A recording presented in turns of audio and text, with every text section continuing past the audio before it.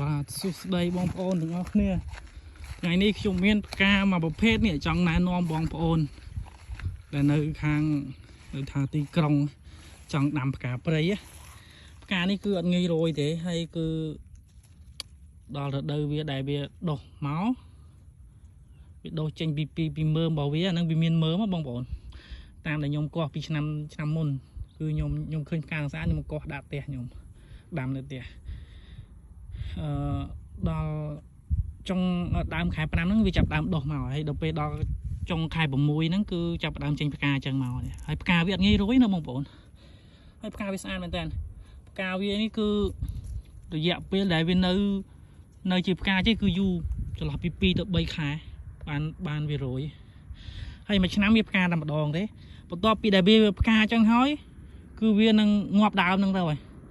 ងាប់ដើមហ្នឹងទៅអស់តែវានៅមើមរបស់វាដល់ខែរបស់វាដុះដើមនឹងមកទៀតចេញផ្កាមកទៀតបងប្អូនឃើញជាមួយខ្ញុំដកមើមឲ្យមើលអូរៀងជ្រៅយ៉ាងនេះមកបាក់ដកបន្តិច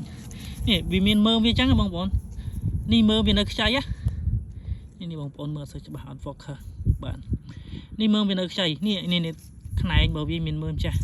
ហើយផ្កាស្អាតផ្កាស្អាតដូចផ្កាជ័រអញ្ចឹងរឹងអត់ងាយរយទេផ្កាហ្នឹងហើយស្អាតមែនតើបងប្អូនឃើញមានច្រើនណាហើយបងប្អូនចង់បានអី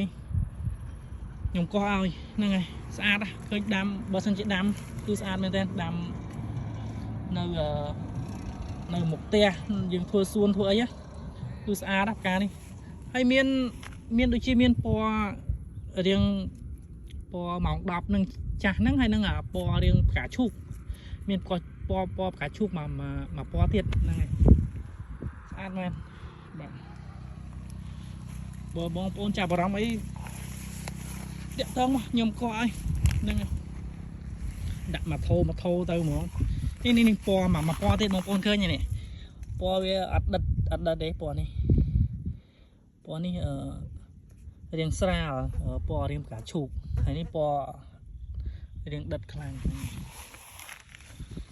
ហើយខ្ញុំអត់ស្គាល់ថាផ្កាអ្វីទេខ្ញុំអត់ស្គាល់ទេតែដឹងថាស្អាតណាផ្កានេះស្អាតមែនតើហ្នឹងនេះដុះច្រើននៅតាមព្រៃនៅតាមដីព្រៃដុះច្រើននេះវាអត់តនៅមានមើមខ្លះវាអត់តដុះមកទៀតនៅមានដើមខ្លះព្រោះឆ្នាំមុនខ្ញុំមកគឺដុះច្រើនមែនតើដុះពេញវាលហ្នឹងហ្មងបងប្អូន